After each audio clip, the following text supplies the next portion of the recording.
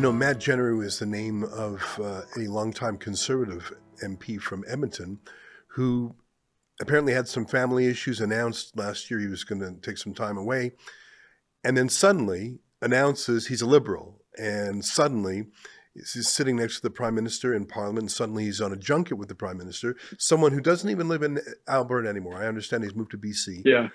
And yeah. It's an outrageous story of floor crossing for no principled reason. Someone who should have resigned and had a by-election just because and maybe there's some personal things we don't know about him. And I'm just saying, fine, go resolve them, but don't take a seat. But here's the independence angle.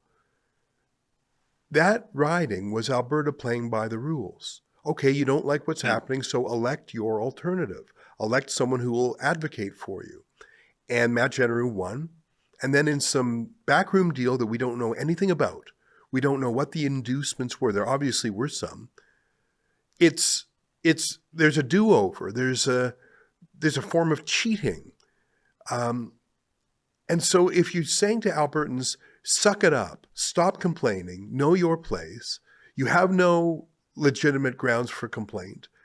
And then when Albertans do that and say, okay, fine, we'll be good boys and we'll vote the way we're supposed to do it, we'll be good boys and girls, and then we win under those rules, and then they just, it's like the other team says, oh, you actually won under our rules?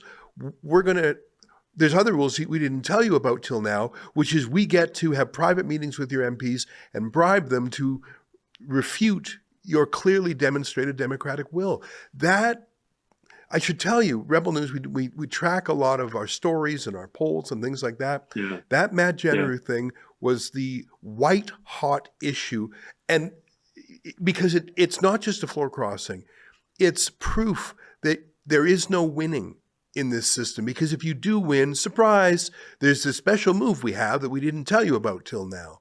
And I don't know, I just found that deeply depressing, because I've always believed in the democratic system, and I've always believed in the legal system, and apparently Mark Carney does not.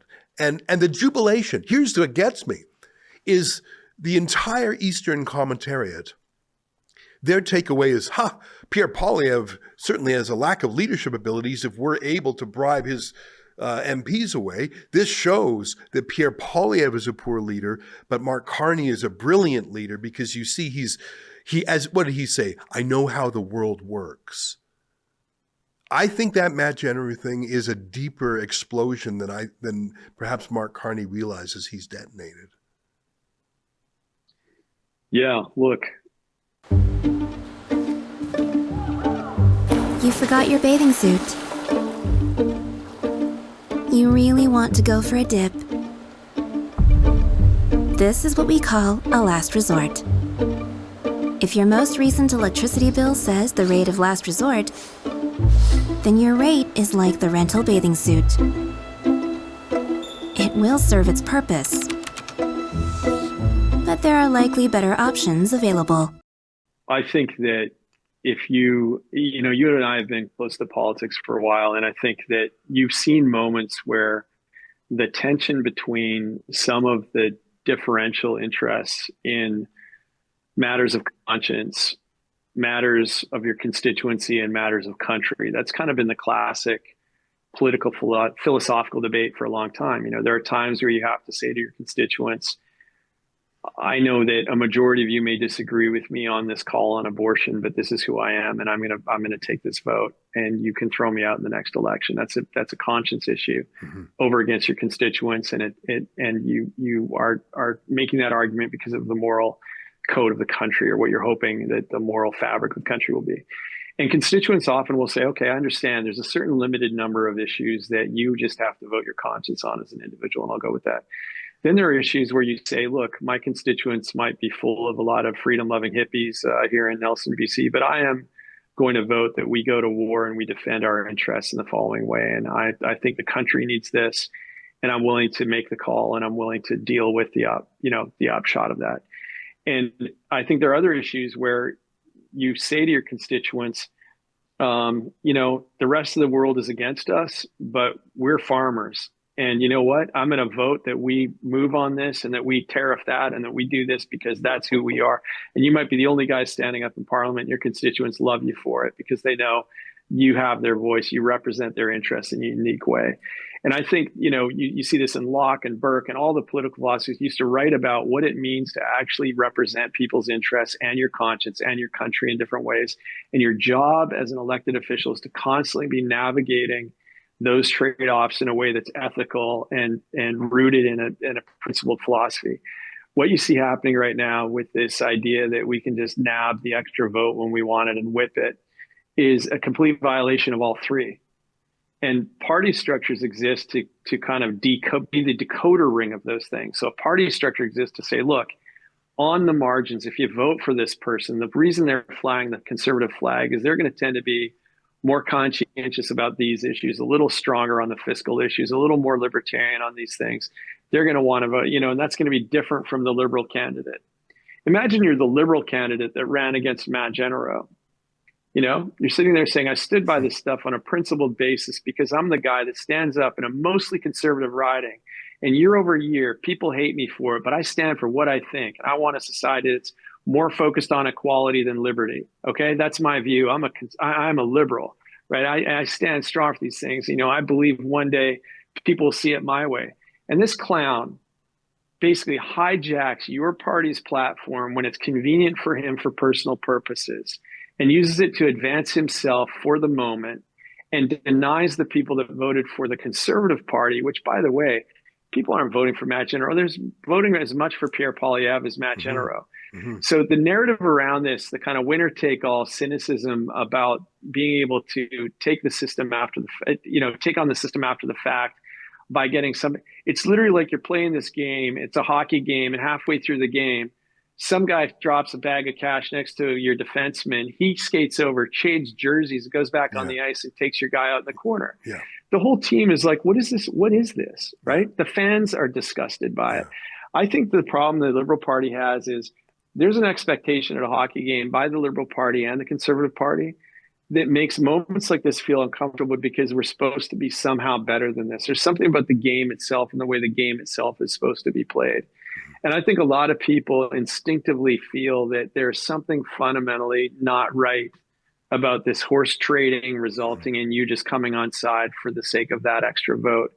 And if this is the way they want to play it, this is the way they want to trade it, trading on, the human weakness of somebody as weak as this Matt Jeneroux guy, his lack of loyalty, his lack of integrity, his lack of an understanding of what a political philosophy and being a conservative is supposed to mean, then I think people are going to increasingly say, going back to our previous thing, the country itself is broken.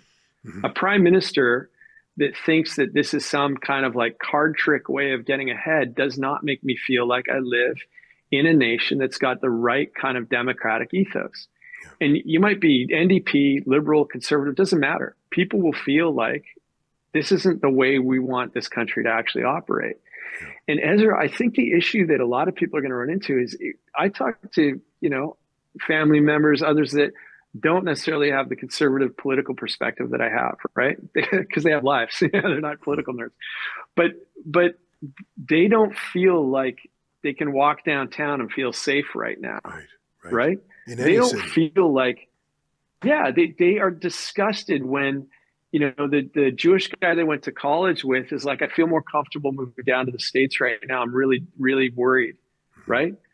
You've got so many conversations happening underneath the scenes. And again, I don't think a lot of people are calculating this through politics. I think there's a lot of people that will vote liberal next time again, but they're not happy with what they're seeing in downtown Toronto and who's marching around. And they don't love it when they find out that the immigration crew has lost control of 30,000 people that are supposed to be deported, especially including 3,000 people with terrorist affiliations. And they know that there are these violent acts being directed at the Jewish community.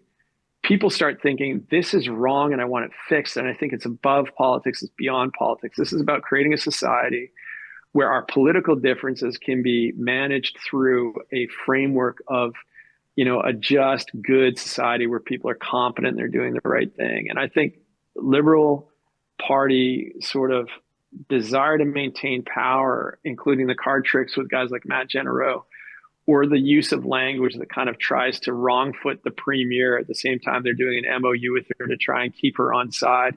This stuff is getting old for people. I'll say this one thing, Ezra. I hope that conservatives don't get divided amongst themselves by allowing these liberal card tricks to start to force people to get antagonistic towards Pierre or antagonistic towards Premier Smith or antagonistic towards each other for having a difference of opinion on do I want to vote for separatism or do I want to vote for a restructuring within the structure of the federation, right? Like, I think the great thing about the conservative movement is we know how to have hard hockey fights and still go out for the beer afterwards and have the conversation. And that is the strength of the movement. That's what keeps it vibrant. We were involved back in the day when reform was challenging the conservative consensus nationally, and we were on the outs. Everybody thought we were buck-toothed idiots with our plaid shirts and our guns out in the prairies, and we were racist and all that stuff. And then pretty soon we are the decade-long governing party of the country. I think that the ability of the conservative movement to continue to renew Alberta and to continue to renew Canada as a country is its most powerful, is its superpower. And we do it by not being politically correct. And we do it by having the debates in good faith. And one thing I really hope as we're having this very intense debate about Alberta is that we don't allow the left and we don't allow the Liberal Party to let these card tricks and this shallowness, especially in light of their complete mismanagement of the country, divide a conservative movement, the policies of which would help regenerate Canada and bring it back to its glory. And certainly we have to do that in Alberta, which is the place that I think we have the most natural governing party status. Yeah, I would say that Pierre Poilievre and Danielle Smith are the two people, perhaps paradoxically, doing the most to keep Alberta in the country. 100%. And 100%. It's like what I used to say in the UK about my friend Tommy Robinson and about even Nigel Farage when they tried to.